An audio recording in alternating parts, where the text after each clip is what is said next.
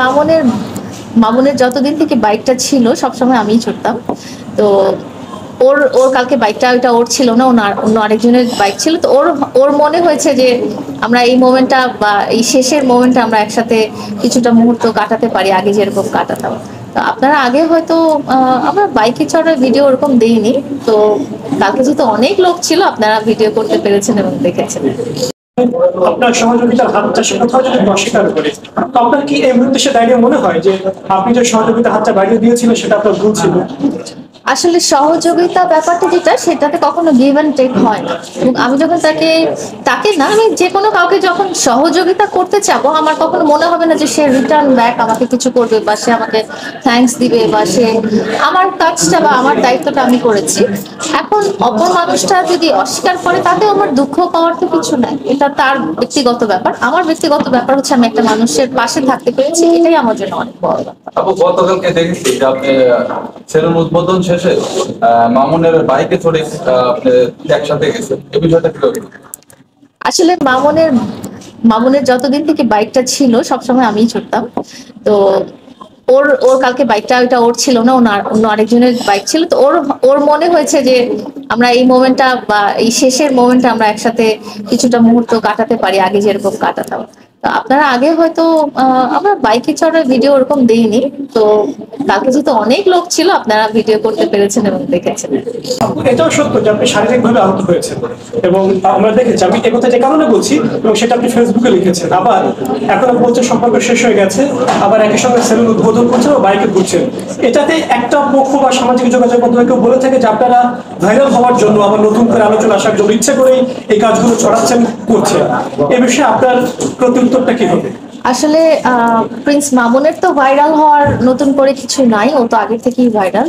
আর আমি যেটা বলবো যে এটা এত একটা স্পর্শকাতর সম্পর্ক, যেটা নিয়ে আসলে মানুষের নাটক করারও কিছু নাই। এটা আমার ব্যক্তিগত সম্পর্ক। বাট আপনি আমাকে যেভাবে দেখতে চান, আমি গিয়েছি ওর একটা শোরুম ইনঅগারেশনে। সেটা ডেফিনেটলি একটা কাজ ছিল, একটা মানে সহকর্মী হিসেবেও যেটা করা যাইতে পারে আর কি। ওইভাবেই গিয়েছিল। নাটক ডেফিনেটলি আমাদের ব্যক্তিগত ব্যাপারটা নাটক না, কন্টেন্ট গুলো নাটক। আপু, আপনি আপনার কোনো কাজ করে সোশ্যাল মিডিয়াতে আপলোড দেন এবং সবাই আপনাদের সম্পর্ক নিয়ে জানতে চায়। আপনাদের সাথে আপনার সম্পর্কটা কি, যদি আমাদের এই অনেক ভিডিও আছে এখানে একটু ক্লিয়ার করতেন। এই যতটুকু ক্লিয়ার করা হয়েছে অতটুকুই মামুনের সাথে আমার সম্পর্ক। তারপরে আরেকটু বেশি দূর যদি জানতে চান, আমি আরেকটু টাইম নিব। এটা আসলে কিছু পারিপার্শ্বিকতার কারণে এখন আমি ডিক্লেয়ার করতে পারছি না। বাট আপনারা মানে জানতে পারবেন অবশ্যই। অনেকদিন ধরে আপনি কথা বলতেছেন যে আমি পরে জানাবো, একসাথে বসে জানাবো। এই ব্যাপারটা নিয়ে কিন্তু এই যে বললাম, এটা একটা খুব সেনসিটিভ ইস্যু আমাদের রিলেশনের মধ্যে। বিকজ এটার মধ্যে একটা গ্রেটার ফ্যামিলি রিলেটেড, একটা সোসাইটি রিলেটেড। সো এই জন্য এই মুহূর্তে আমি একদম ডাইরেক্টলি ওভাবে বলতে পারছি না। গতকালকে সেলুন উদ্বোধন করলেন, অনেকেই বলছে যে আপনার টাকা দিয়ে নাকি মামুন সেলুন উদ্বোধন সেলুন দিয়েছে। আসলে এই ব্যাপারটা অনেকেই বলাবলি করতেছে, আসলে কি ঘটনা সত্যি কি না, আমার টাকা দিয়ে ও সেলুন করেনি। ওখানে ওকে স্পন্সর করেছে বা ফিনান্সিয়ালি ইনভেস্টর হিসেবে একজন ভদ্রলোক আছেন। ওই ভদ্রলোকের ফিনান্সিয়াল ইনভেস্টে এটা।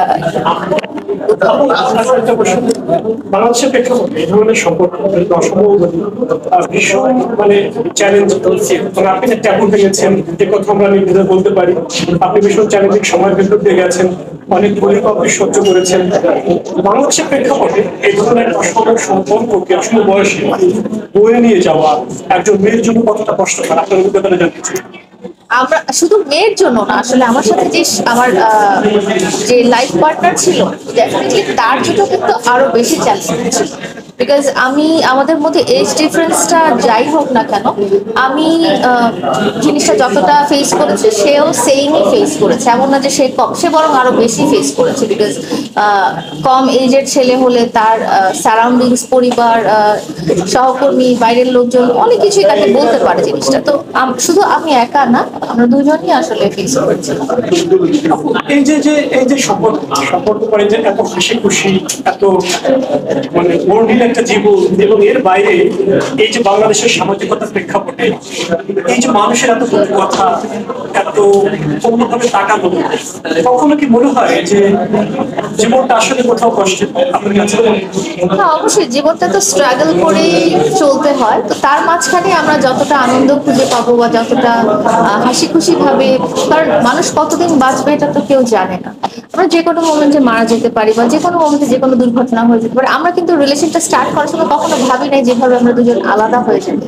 তো যেই মুহূর্তে আমাদের একটাই গোল ছিল যে আমরা যেই মুহূর্তটা আমরা দুজন একসাথে থাকবো, আমরা ভালো থাকবো, হাসি খুশি থাকবো এবং অনেক ভালোবাসাপূর্ণ একটা লাইফ লিড করবো। ওকে, আপনার জন্য অনেক অনেক শুভকামনা, ভালো থাকবেন। Thank you so much. আছে পরিস্থিতি করবো